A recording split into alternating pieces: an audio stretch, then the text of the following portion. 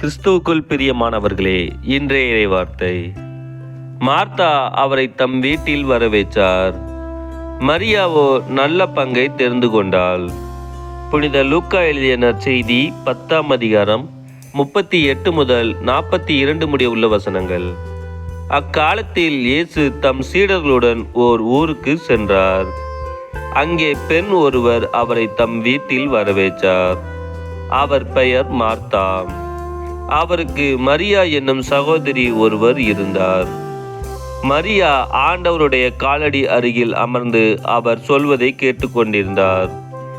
ஆனால் மார்த்தா பற்பல பணிகள் புரிவதில் பரபரப்பாகி இயேசுவிடம் வந்து, ஆண்டவரே, நான் பணிவிடை செய்ய என் சகோதரி என்னை தனியே விட்டுவிட்டாளே, உமக்கு கவலை இல்லையா? எனக்கு உதவி புரியும்படி அவளிடம் சொல்லும் என்றார்.